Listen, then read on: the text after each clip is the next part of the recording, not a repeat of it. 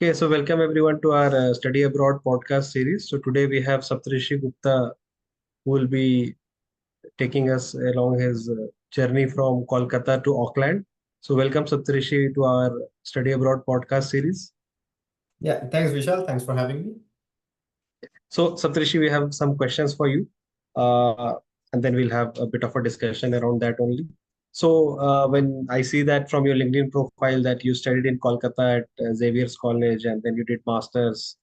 And so probably at some point of time you would have thought that you want to go abroad for your PhD or higher studies, etc. So could you just throw some light on that decision making process?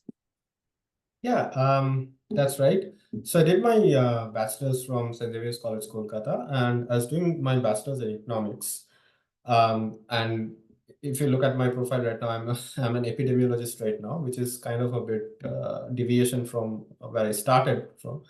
So while I was doing, I was really interested in economics as a subject, to be very honest. And when I was doing my bachelor's, and at that time I found it a bit abstract. So I found a few concepts to be like very mathematical, and at some point I realized that it's getting very hard for me to visualize the things. And somewhere I felt that I would be more comfortable if I shifted to a subject that I could easily visualize and relate to much more.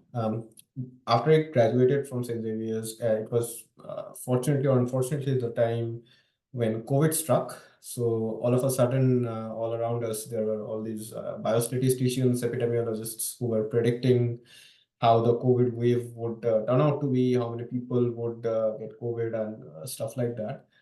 And then I thought that this subject can be of really good interest, and I like statistics, and this was an applied version of statistics that would really intrigue me. So I kept looking for courses in India, and I found this one particular institute, which is IIPS, International Institute for Population Studies, which comes under Ministry of Health and Family Welfare, that offers a course in biostatistics and demography.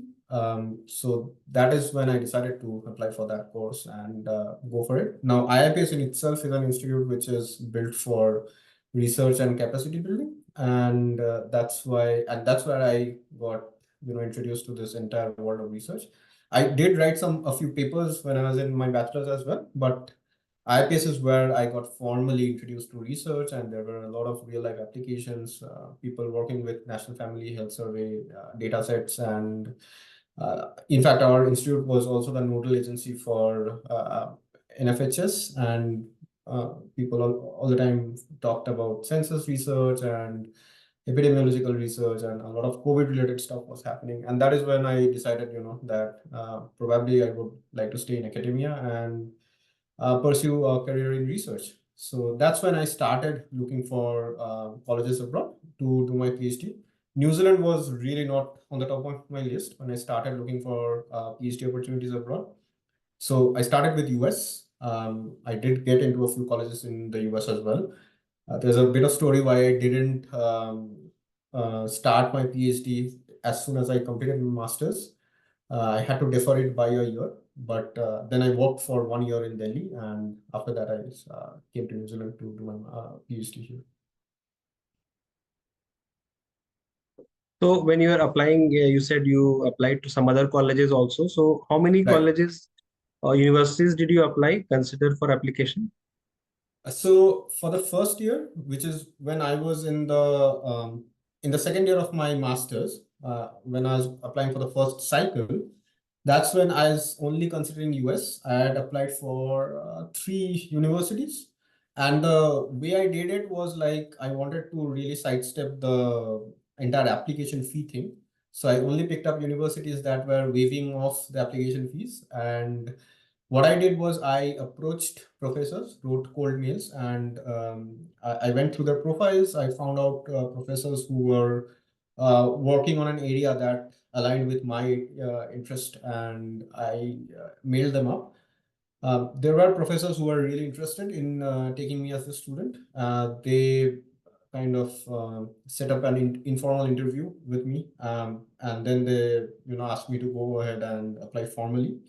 So in my first cycle, I got into Arizona State University as well, and I was all set to join Arizona when some issues cropped up regarding funding, and it turned out that I wasn't like that year there were some issues with funding, and so I didn't get the full scholarship for going there and pursuing it.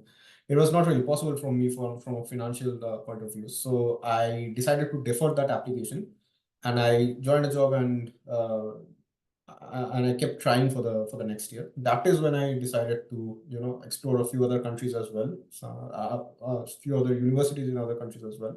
Some in Europe, some in the Oceania area, Australia, New Zealand, and stuff. So when I applied for the second time, I applied to around 10 universities in the US, and also applied to University of Auckland here. And for Europe, it's like it's an ongoing application process, so you do not need to pay any application fees. It's like they post their PhD position as jobs, and you just need to apply, and it's like a rolling application process throughout the year. And this Auckland position is probably fully funded, like no tuition fee, and you get like some money every month as stipend. Is that right? Yeah. So the thing is, what's really good in Auckland is, and that is one of the reasons, there were several reasons why I chose Auckland, but one of the reasons was that in US you get like mostly in US as have been offered a few positions during the second cycle as well. What I've seen is for the research assistantship and teaching assistantship positions, they would give you a contract, and your tuition fees would be waived off, and you would get some stipend as well for that teaching position. But here, what the thing that sets it apart is that I am on a full scholarship, which is a grant from a project, and that is a scholarship without any teaching or research duties, just for doing my project. But on top of that, I'm also free to take up teaching positions throughout the year. So currently, I teach 2 courses at the undergrad level, and that salary is completely separate in addition to the scholarship amount that I get. And yeah, obviously the tuition fees is fully waived off.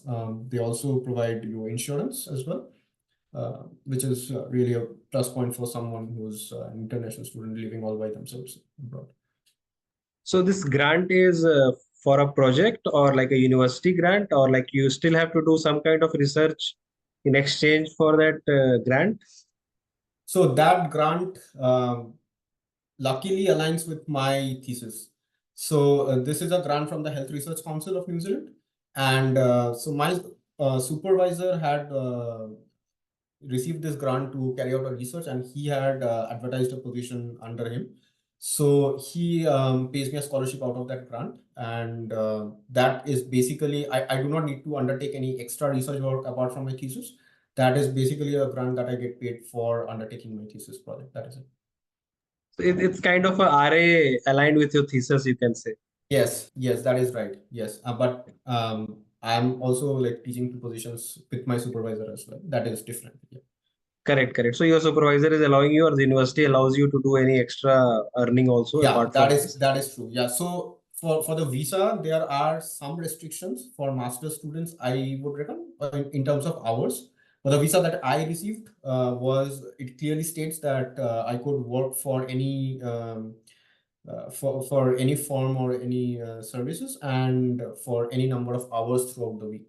So there are no restrictions for my number of hours per week in terms of working as well, and the university is pretty cool about it. So yeah. But this you can work anywhere, or only Yeah, campus I job? can. I can.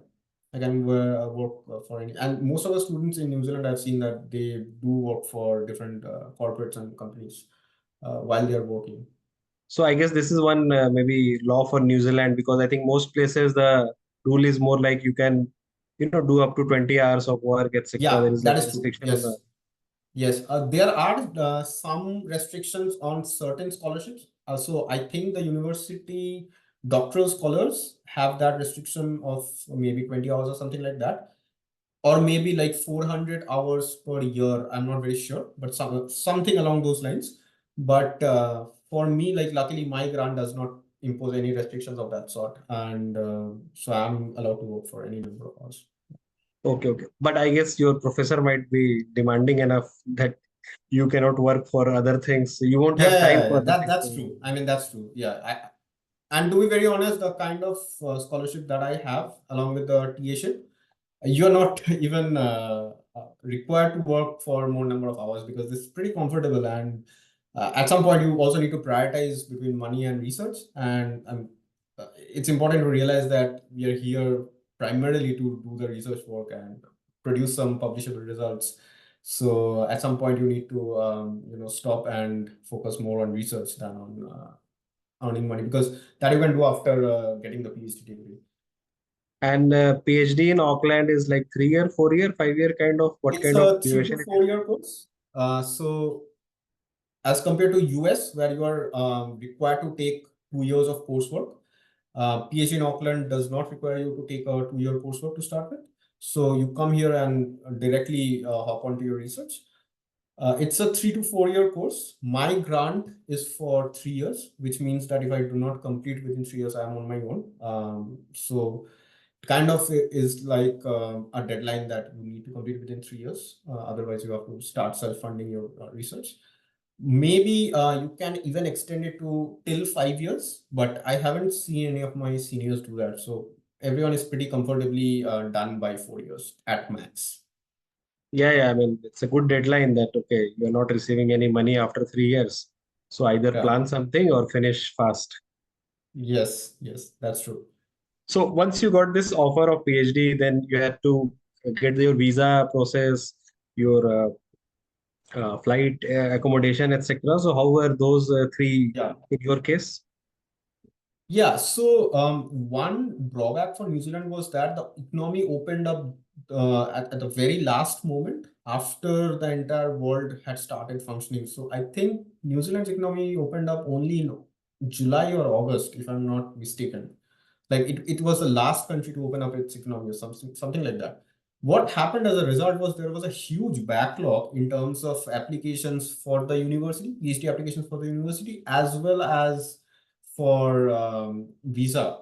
So for me, I had to wait a long time before I got my visa. There were some complexities with my visa as well, because as an epidemiologist, I came here to work with Pacific data sets, which is a very sensitive thing for this country, because they are literally providing me with the uh, with key health information of all the residents. And that is why I had to undergo a very long list of checks, was subjected to a check by New Zealand Police and New Zealand Security Council or something like that.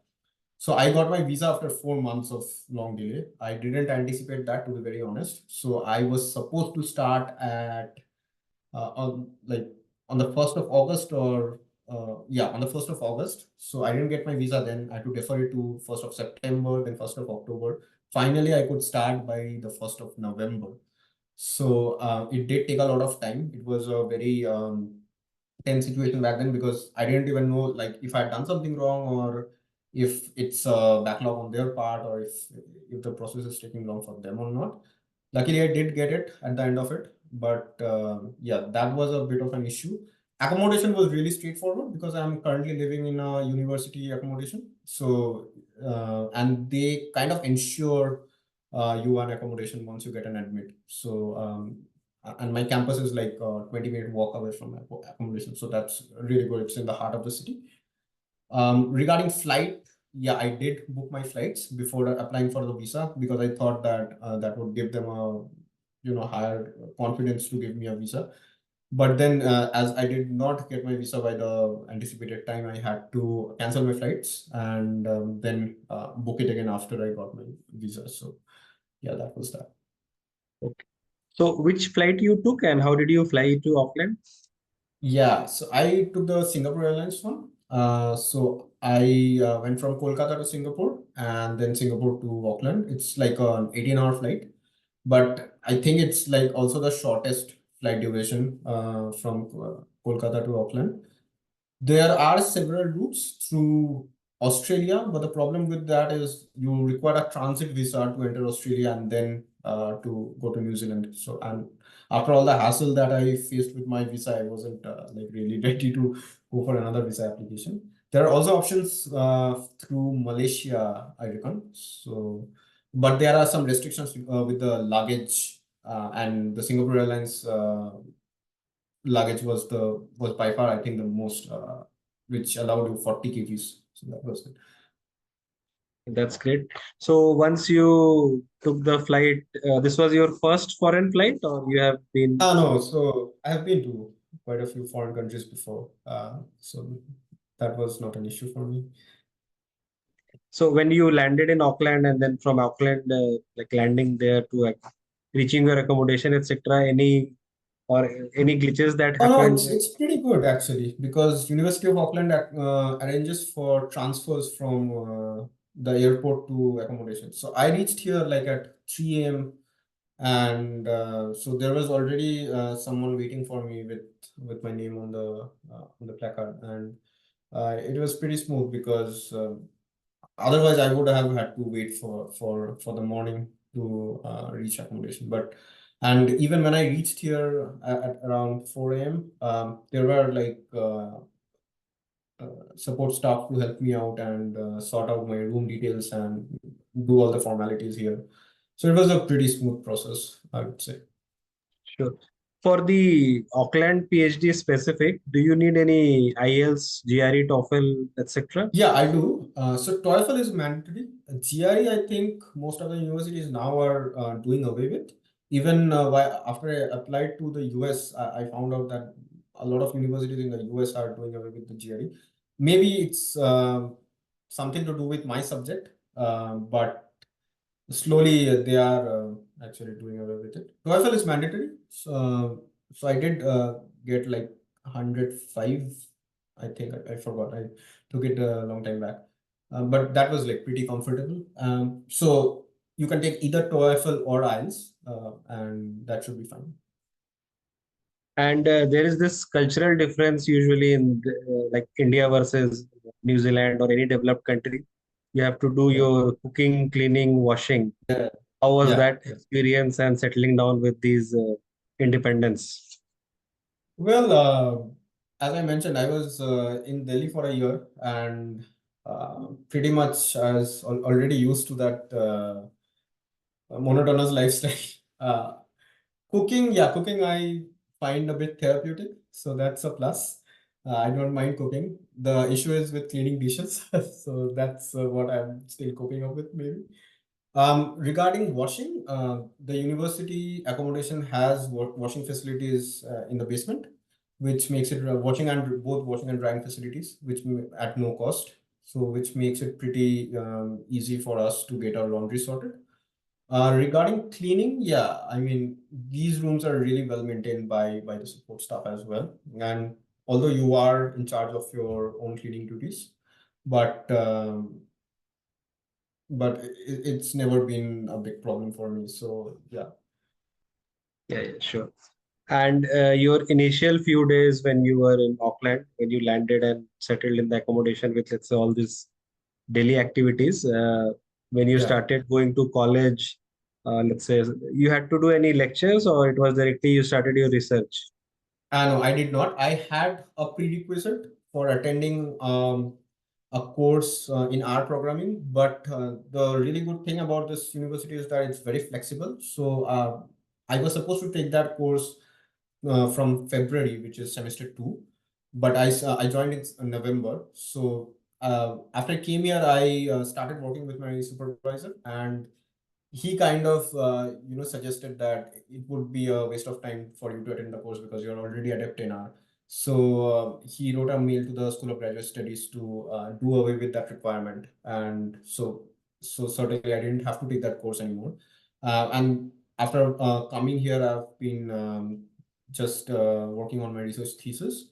I started teaching from February, and I've taught like 3 courses now, uh, which kind of demands a bit of preparation and stuff. Apart from that, it's been really straightforward with my research and stuff. Yeah. What about internships and like future job opportunities that you might have considered now? Well, as a doctoral candidate, you're not really bothered about internships, to be honest. There are a lot of actually in New Zealand, there are a lot of opportunities in a way that there are lesser people and more jobs. The situation has deteriorated a bit after COVID. It was even better previously. And again, I mean, I'm talking about my point of view. So this is what I have seen here as a doctoral candidate in the university, because a lot of times they would post out research assistant positions that would go unapplied for several days. And so in terms of that, if you are able to complete your PhD, I think you would get a research position here and there pretty easily. Even for like professional teaching fellows and stuff like that, you would get pretty easily. Other than that, I've seen people even drop out of their PhD to pursue a job because it's so lucrative. I wouldn't recommend that, but yeah, there are options like that as well. So once somebody completes their PhD, I think it's not a big issue. The real challenge is to get it done by 3 years and not get it extended to the fourth year or fifth year, which can be a bit of a burden on them. Okay, so coming to the very last question. So what will be some pro tips from your side to a junior, who's considering University of Auckland for PhD or similar courses? Yeah. Yeah, so first of all, it's important to reach out to the correct professor. And that I think is the key point to start with, because you need to go through the faculty list very thoroughly and understand which professor might be interested to take you and where the research areas would align. Because even if you land up a PhD position, let's say fully funded one, and but your research areas are completely different, that would be a very tough job for you to manage for 3 years. Also, this is what I tell most of the time to my students as well. PhD is not really another degree or just that fancy doctor title before your name. If you're going for a PhD, please ensure that research is something that excites you. You can stay up all night to scribble on your notes and run programs, and you shouldn't be doing out of compulsion. That should be genuinely of interest to you. Lastly, I would say that discuss all the prerequisites and your expectations with your supervisor before coming here, and to draft a very nice research proposal, because that is what the committee would assess before giving you a scholarship or an admit. Take time to draft it, read on it through your professors time and again, and yeah, and then you're good to go. Thank you very much, Saptorshi, for your time, and we hope this knowledge that we share through this podcast will be helping few students who are considering University of Auckland for their future. So you Yeah, might be thank getting you so much, some Vishal. LinkedIn connection after this. So that's the side Okay, effect of yeah, this no worries. podcast. Right. Right, yeah, Okay. Okay. Take care, okay, Saptorshi. Then we'll be in touch. So yeah, bye for now. thank you, bye.